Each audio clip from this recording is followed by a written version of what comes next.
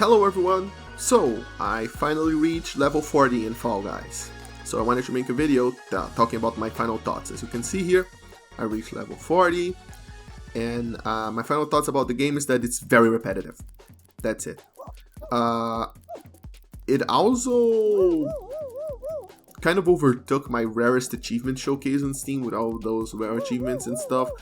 But I think as more people play it, they're gonna get less rare. I hope so. I think not even 1/4 of people have gotten their first victory yet, but fight on, you're gonna get your first victory. So let me just put a tier list of what I think the best levels and the worst levels are right here on the side of the screen, and let us talk about why I think Fall Guys is repetitive. So basically, when it comes to multiplayer games, I'm not a master of multiplayer games. I don't play a lot of multiplayer games, but so I might not articulate very well what my point. But my point of view is this. My point of view is that, let's say you pick up a MOBA. A MOBA only has one map. Fall Guys is like 40 maps, so obviously Fall Guys have more variety, right? Not quite. Because even if you take into account the fact that you're going to cycle to 5, maximum of 6, I think, maps in a single episode, as they call it, in a single game, there's still the fact that in a MOBA, you have like 100 different characters, and all of them play in different ways, and you can play a character in different ways, like you can evolve it in different ways. I don't play MOBAs, sorry.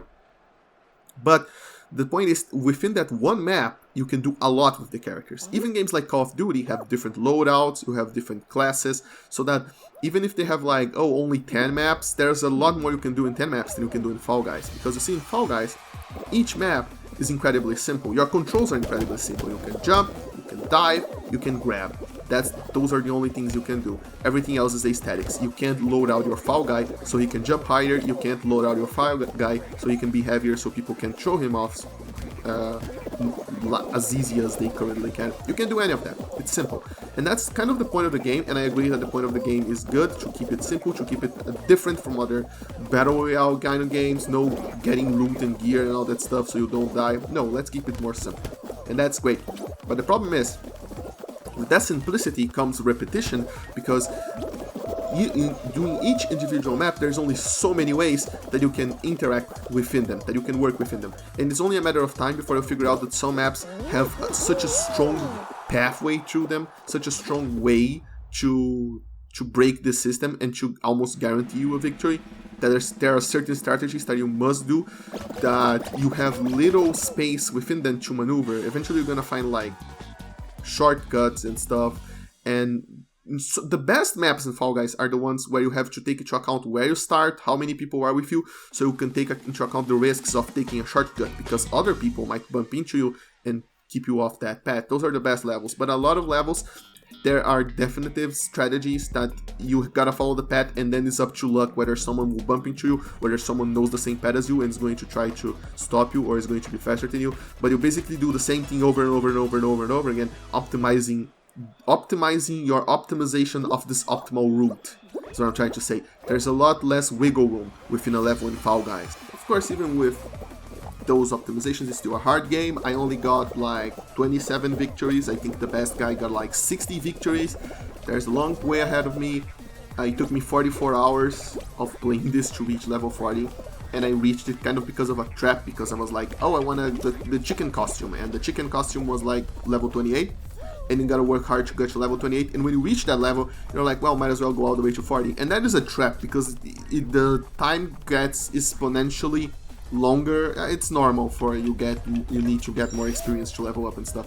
And actually, I might have fell into a trap of my own making in reality, because considering there's still more than 40 days left before the season is over, maybe I was supposed to like not play so much Fall Guys. Maybe I was supposed to divide my Fall Guys time better, so I could reach level 40 at a more natural pace. But I'm the kind of person who wants everything now, so I jumped into it and I was like, I want level 40 now, so I played it like crazy for 44 hours until I reached level 40.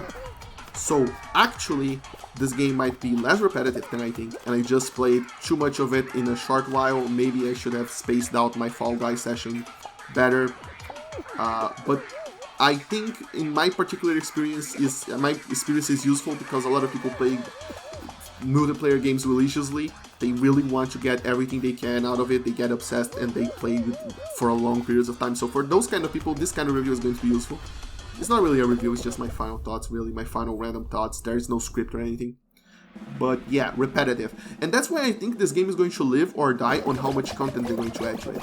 Because they did add one more final level that was like for the finale that was in the beta and wasn't in the full release. And I was like, when are they going to add new levels? And apparently they're going to do a sneak peek on what is going to be on the second season of Fall Guys. So I think the second season might not just be the first season with different items for you to collect once again. It might actually be a completely different set of minigames, and if they manage to pull that off, that would be very impressive, because they're a small team. The only other game that they did was also incredibly little small game Mediatonic did, called Murder by Numbers, which I also played, and it made me realize that I suck at Picross.